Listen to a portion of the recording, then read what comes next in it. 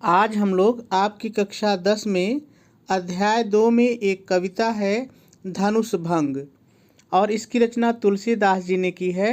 इसके 8वें पद्यांश की व्याख्या आज सीखेंगे। बहुत ही सरल है। इसके पहले हम लोगों ने 7 पद्यांश देख लिए हैं। चलिए सबसे पहले हम लोग इसमें आए हुए सभी शब्दों के अर्थ को देख लेते हैं, फिर इसकी व्याख्या करते हैं। काम, काम अर्थात कामदेव, एक देवता है कामदेव, ठीक है। कुसुम माने होता है पुष्प या फूल, धनु माने धनुष, सायक माने बाण, लीन है मतलब लिया है, लीन है मतलब लिया है, सकल माने संपूर्ण, भुवन माने संसार, अपने वही रहेगा, बस अर्थात बस में, कीन्हे मतलब कर लिया, करना, ठीक है। देवी, देव, ये जो देवी शब्द है ये सीता जी की माता जी के लिए आया है। तजिए मतलब छोड़ दीजिए, संशय मतलब संदेह या शंका, अस जानी, अस माने इस प्रकार, जानी मतलब जान लीजिए, अस जानी इस प्रकार जान लीजिए या आप समझ लीजिए या विश्वास कीजिए, कोई एक शब्द आप ले सकते हैं।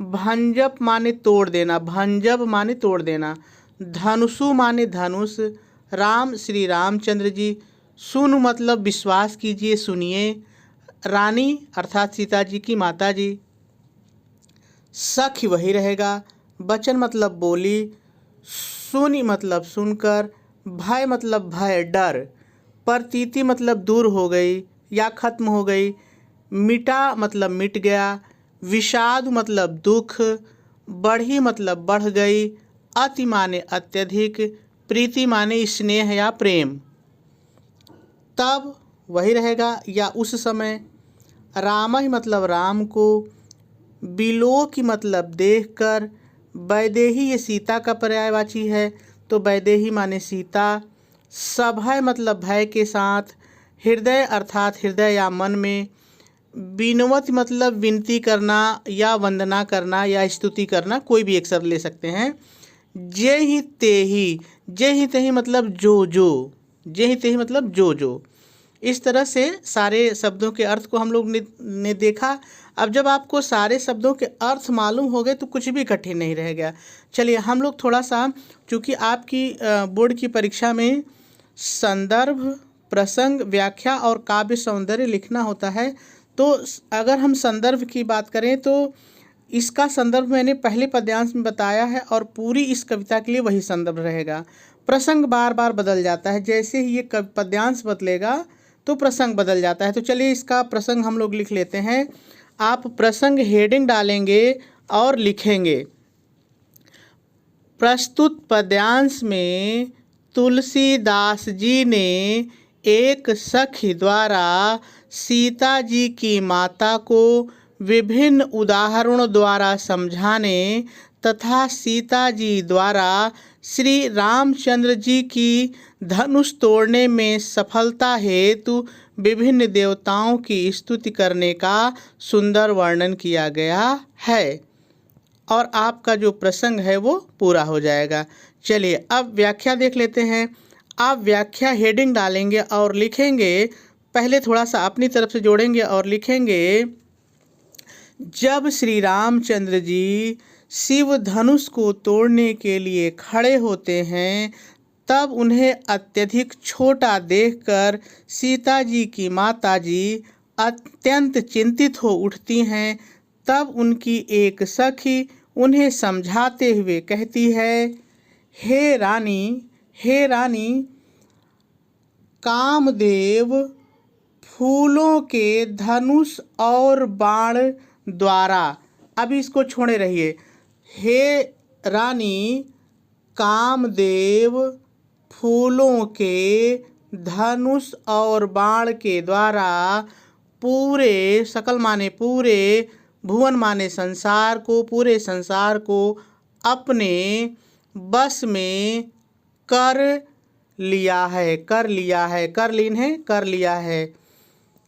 ये इसलिए हे रानी यह जान लीजिए, यह जान लीजिए, क्या जान लीजिए, वही ऊपर जो मैंने बताया कि कामदेव ने फूल के धनुष और बाण से पूरे संसार को अपने बस में कर लिया है। हे रानी, आ जाइए फिर से, इस बात को जान लीजिए और अपनी शंका को त्याग दीजिए, तजिए, छोड़ दीजिए या त्याग दीजिए।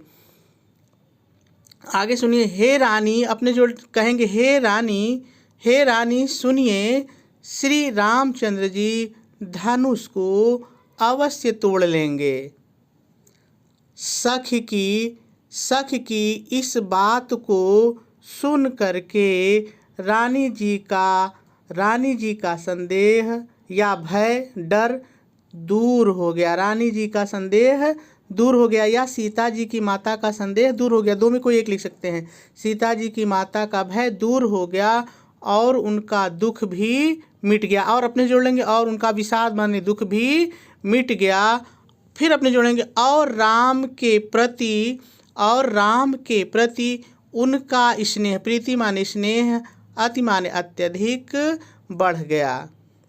फिर आगे, उसी समय अपने जोड़ेंगे, उसी समय, तब मतलब उसी समय श्री राम जी को सीता जी देखती हैं और डर के साथ, और अपने मन में डर के साथ, जहते ही उस समय जो भी देवता आता है उनसे उनसे श्री रामचंद्र की सफलता के लिए विनती करती हैं। यही चीज़ है, आपको शब्दों में बढ़िया से बना के लिख देना है। चलिए, अगर कहीं नहीं समझ में आए तो एक बार फिर से हम लोग देख लेते हैं। आप व्याख्या हेडिंग डालेंगे और लिखेंगे, जब श्री रामचंद्र जी धनुष तोड़ने के लिए खड़े होते हैं तब सीता जी की माता जी उन्हें अत्यंत छोटा देखकर चिंतित हो उठती हैं। तब उनकी एक सखी उन्हें समझाते हुए कहती है, हे रानी, कामदेव फूलों के धनुष बाण के द्वारा पूरे संसार को अपने बस में कर लिया है। हे रानी, फिर जोड़ेंगे, देवी मतलब हे रानी, आप इसे जान लीजिए और अपने संशय, अपनी शंका को छोड़ दीजिए, तजिए, छोड़ दीजिए और अपनी शंका को, संदेह को त्याग दीजिए। हे रानी सुनिए, श्री रामचंद्र जी धनुष को अवश्य तोड़ लेंगे। सीता जी की माता अपनी सखी के इस वचन को सुनती हैं, तब उनका भय दूर हो जाता है, प्रतीति दूर हो जाता है और उनका दुख भी मिट जाता है और श्री राम के प्रति उनका स्नेह अत्यधिक बढ़ जाता है। उसी समय, तब माने उसी समय, वैदेही सीता जी श्री रामचंद्र जी को देखती हैं और सभय हृदय और भय भरे हृदय से उस समय जो भी देवता याद आता है, जहते ही जो भी देवता याद आता है, श्री रामचंद्र की सफलता के लिए उसकी विनती करती हैं। और आपका यहाँ पर जो व्याख्या है आपकी वो समाप्त हो जाएगी। तो बहुत ही सरल है, मेरे ख्याल से बात आपको समझ में आ गई होगी। कल हम लोग इसके 9वें पद्यांश पर चलेंगे और उसको सीखने का प्रयास करेंगे।